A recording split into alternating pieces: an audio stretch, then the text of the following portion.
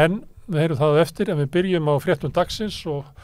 það vil svo til að Ásgeir Brynjar Torfason hérna sem til að ræða kannski aðalfrétt dagsins sem er þessi verðbólga og það er ekki stemming í samfélaginu. Seðlabankastjóri er búin að vera að segja okkur hérna trekk í trekk að hann sé að ná niður verðbólgunum með að hækka vexti en nú hljótu fólk að bara spyrja dugar það eitthvað til að halda verðbólgunum niður í að hækka vextina? Já, Breki formaður Neytendasamtakanna sagði í beinni útsendingu í sjónvarpsfréttunum að það að gera sama hlutin aftur og aftur og búast við annarri útkomu væri einhvers konar skilgreining á brjálæði. Gylfi Soga sem nú hættur í peningastefnunefndinni var á Sprengisandinum í gær og það nú oft merkilegt það sem hann segja þegar þeir eru komnir út úr svona embættum þar sem að þeir eru múlbindast aðeins og hann kom líka í fréttunum á hann það er af beggja þeirra hálfu samt búist við að það verði hækkað meira en Hægtaldir bankar eru byrjar að tala 1% stig vextinni fari upp í 7,5. Já, sko jafnvel meira. Það er eiginlega tvennt. Ég ætla að segja þér frá sögu frá 2006 sem ég hef mjög fáum sagt frá því ég geymdi hana. Það var gamall vinnur minn eða kollegi frá Svíþjóð sem sagði mér frá því eftir bankahrunið, svona 2009 það leyti sem var svona mikil verðbólga að hann hafði komið hér með norrænum hópi fjárfesta lífeyrissjóða hérna og var í heimsókn í Seðlabankanum í maí mánuði 2006 og hann lýsti fyrir mér þetta var byrjunin á mínikrísunni svokölluðu sem allir eru búin að gleyma Íslandskreppunni vorið 2006 hann lýsti fyrir mér hvernig þeir hefðu orðið vitni af því að allt í hennu sjá þannig morgunin fólk hlaupandum gangana inn í þessari virðulegu stofnun af því þá var eins og dagurinn í dag morgunin birtar nýjar verðbólgutölur sem voru meira en menn reiknuðu með og ég ætla ekki að gíska á hvort það hefði verið álíka ástand í morgun niður í Kalkósveginum en miðað við það sem hefur verið sagt að þá er þetta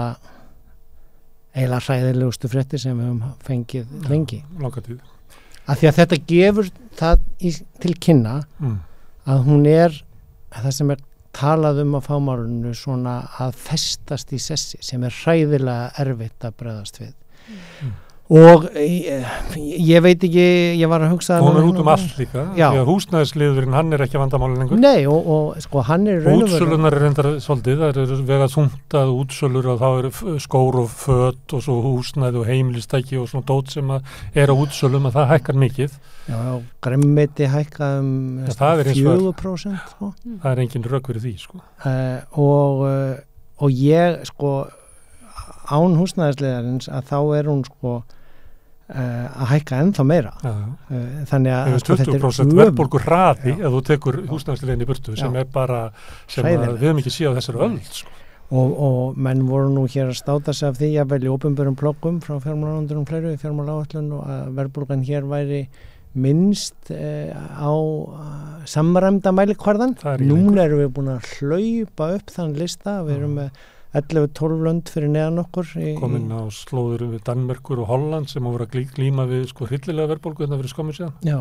þannig að sko að þetta er mjög vontíðindi. Já. Og ég held sko, ég veit ekki, ég var að reyna að hugsa hvað þeir hafi verið að hugsa, hvað þeir hafi haldið en ef þeir hafa haldið að það að ná húsnæðisverðinu niður að þá myndi sá þáttur hjálpa þeim við að ná hinn niður að þá væri ekki verið að horfa á rétt að bolta inn á vellinum að því að sko það eru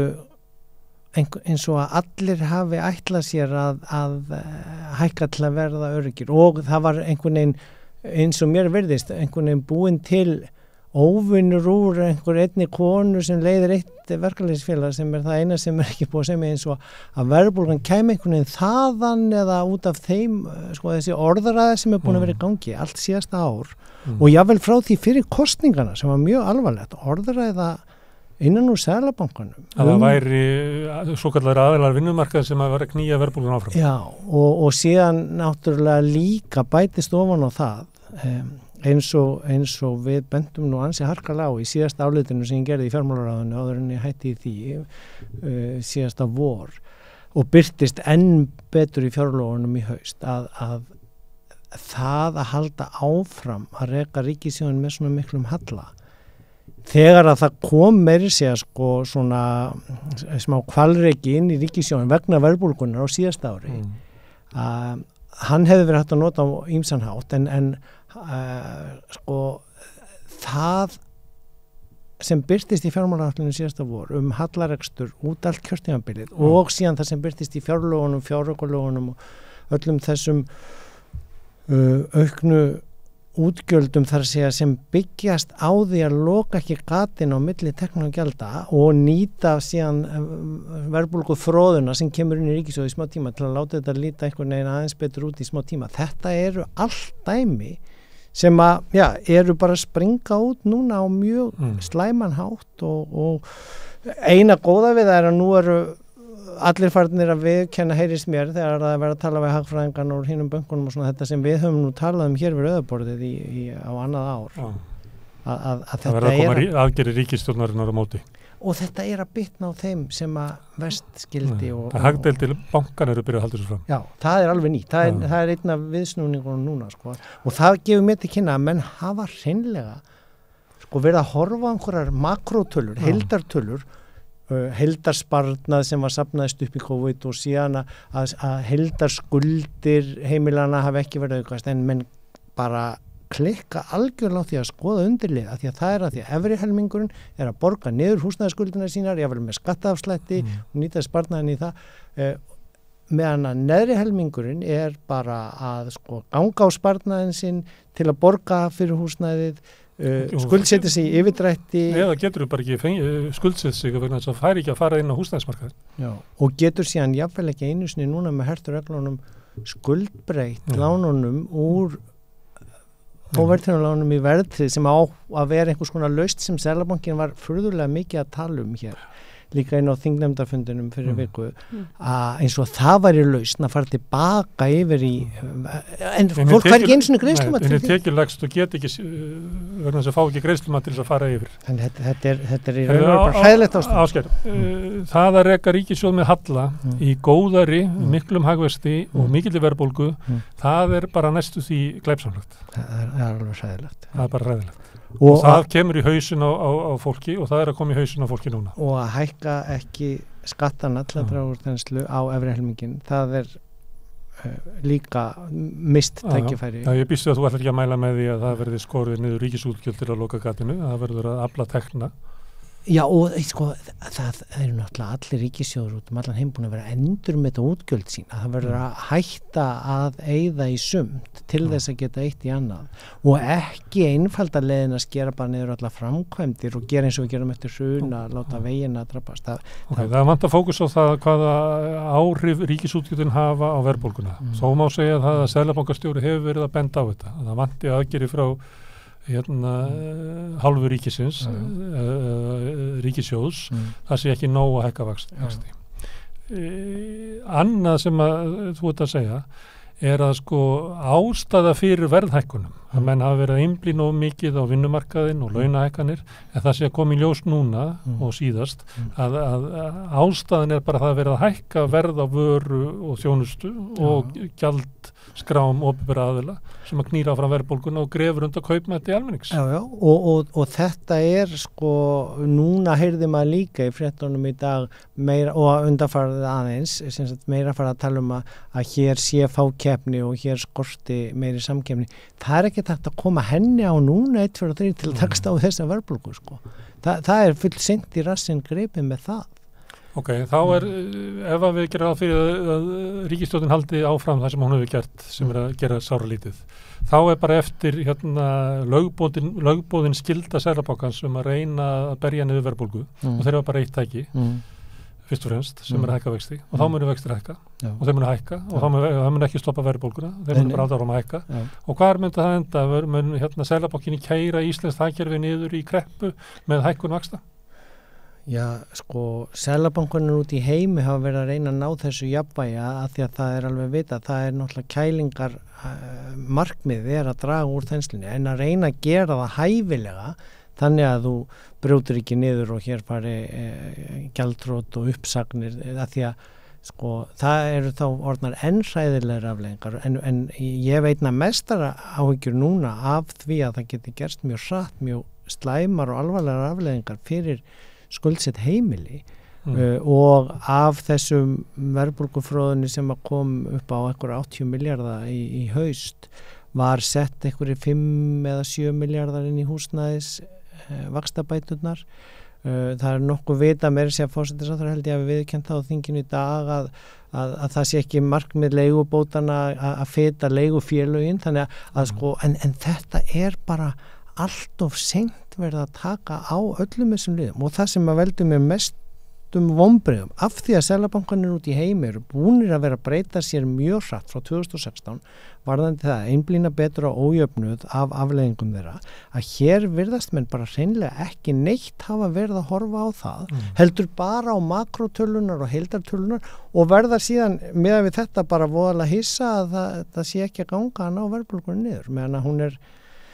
með við þessar svona makró og mikrotölur að fara að halda áfram að sko býta enn meira og heimili geta kannski þolað nokkra mánuði vonandi að þetta sé kúfur og þetta eins og er búið að vera að gefa hér til kynna úr opinberum skýrslum og opinberum samskiptum Seðlabankans að þetta sé nú að fara niður á við og forsendur í kjarasamningu jável taldar vera bara resta núna því að þar var meðan við að verðbólgan niður í 6% í lok þess árs. Hún gæti verið honum 12%. Það var gert ráð fyrir sko 5,6% verðbólgu yfir árið meðaltali. Núna tvöfalt meiri núna. Já, það sem að menn voru að skjóta á í dag og við erum í lok ársins því svona milli kannski 6 og 7%. Það þýðir hún verður 8,5% yfir árið sem að þýðir 3% meiri verðbólga heldur að gert ráð fyrir og það mun verða borgað með kjaraskerðingu vegna þess að það er ekki gert ráð fyrir nema það að bara þetta rétt haldi í við verðbólguna þar hækkarinn sem var samið Já, og sko við erum að horfa núna upp á það að svona þessi vefur samfélagsins sem þú veist minn besti kennari, elsti kennari sem að byrjaði alltaf kennslun á því að tala sko hvað sérðu fyrir þig og sérðu hagkerfið og svo útskýrðan fyrir okkur og ég hef reynt að gera þetta í útskýrði fyrir nefndu, þetta eru samningar á milli allra, þú veist, þegar þú kaupir eitthvað út í búð, það er samningur og þú borgar og vísa og þegar þú skrifar undir vinnusamning launin, þetta allt hagkerfið er byggt upp á samningum, lánasamningurinn í húsi, leigusamningurinn og allt yfir árið og hvort annað og sko þessi vefur ef þú horfir á svona stóran kóngulóarvef sko, hann getur þolað ansi mikið af vindi og drasli sem fíkur í hann og svona, hann er mjög sveigjanlegur og svo svona slitna ef hann er vel nýttur svo slitna svona kannski einstaka en ef þú hefur gripið í svona vef með krumlu að sko, og það er það sem að gerist í svona fjármálahrunum meðal annars að þá byrja gjaldþrot bankar að falla og ég bara er búin að vera að horfa svolítið á þetta í dag að sko ef að afleiðingarnar þessu fara að verða svona sko raðir af slitnandi þráðum hér og þar að þá er mjög erfitt að þú ljómar eins og stikla af hryllismynd þið ætti að vera hrædd, þið ætti að vera mjög hrædd Já, en ok, þá ætla ég að reyna að ljúka þessu á uppbyggilegan hátt ég var nú síðast að vísi sko, ég er að lesa þessa 770 síðnur Lifa með öldin Jóhannes Nordal sem er frábær lesning og það er hægt að læra margt af sögunni en eins og ég sagði þá ekki handbók til að hvernig ábreiðast við núna við lifum í nýjum heimi og við lifum í nýjum aðstæðum við lifum í miðjum svona vendipunkti eins og eftir 1918, 1919 heimsfaraldur og stríð og kreppu og stríð það sem að þarf núna að það verða allir að hjálpa stað við að komast út úr þessu það verða allir að létta aðeins af sínum kröfum en það er ekki hægt að segja við einn aðilan að hann eigi að taka á sig núna 9%, 10% fátækasta fólki minnur Já, og fólk getur ekki hægt að kaupa gremmeti því það hækkaði 5% og kaupa bara eitthvað drasla því það hækkaði bara 3%, sko. Bankarnir hér eru búin að vera að hækka vextina jafn mikið á stýrivexti Seðlabankans. Bankar út í Skandinavíu, ég skora bara á menn að skoða hvað bankar út í Skandinavíu, þeir hækka hluta af hækkun stýrivexta Seðlabankans þó að Seðlabanki þar sé nú bara í þriðjungi eða fjórðungi af stýrivextunum hér, sko, og búðirnar sem eru að selja hér matinn og eru hættar að hafa starfsfólk á kössunum að afgreiða og við erum að gera þetta sjálf. Hvað eru þeir búin að lækka verði fyrir þetta við erum að gera vinnuna sjálf? Þeir eru búin að hækka það meira, það er komið fram hjá Samkeppniseftirlitinu að álagning í dagvöruverslun hefur hækkað. Og Síminn sem að seldi úr landi staurana mösturinn okkar. Nei, sko, þá verðum við að skattleggja þá arðgreiðslu eða þjóðnýta bara fyrirtækið ef þeir ætla að haga sér svona áfram. Því að, sko, og það er ekkert mál að setja 70% skatt á ofurlaun. Bara, það verða allir að bregðast við núna og ég meina, fólk mun verða fyrir kjara skerðingu, hafið enga ráðgjör af því. Bara vilja stjórnendur efnahagsmála í landinu gera það þannig að það verði hraktar hér út einhverjar þúsundir heimila í sko að geta ekki endur fjármagna lánin sín og geta ekki borgað af þeim af algjörlega manngerðum aðgerðum. Þetta er ekki eins og 2008 og menn verða að muna hvað eru búin að vera að segja og síðan þegar það kemur í ljós að það sem þeir hafa haldið með við það sem þeir sögðu stenst ekki að þá verða aðgerðirnar að breytast út frá því sem að hvernig aðstæðan hefur breyst og já, mér þykir sko fyrirtækjaeigendurnir ansi kræfir, skulum ekki fara að tala verkbannsboðunina og þann leik sko að eldi heldur þessar hækkanir. Já, hækkanir. Það er eitthvað sem að hækkar, það eru fyrirtækjaeigendur sem hafa hækkað. Já. Og það er eina leiðin eins og ég sagði, man ekki hvort það var hér í Silfrinu sko, þetta eru 3 aðilar launagreiðendur og skattgreiðendur eða ríkið, hefur opinbera og þessir 3 aðilar verða allir að sætta sig við niðurstöðu og ég legg það til að menn hjálpist að komast að niðurstöðu og reyni að ná þá jafnvægi og hvernig þessu verði skipt á milli til þess að þessi verðbólgu ógn stöðuvist eins og verið að gera út allan heim og gengur bara ágætlega víða heim. Það er alltaf góð leið að gera eins og það sem hafi gengið vel, ekki öðruvísi. Já. Herðu, Ásgeir, þakka kærlega fyrir að koma hingað á þessum svarta mánudegi þegar að komið ljós að verðbólgan á Íslandi er orðin hærri en hún var 2009 eða í október 2009, hún er jafn á og hún var í september 2009.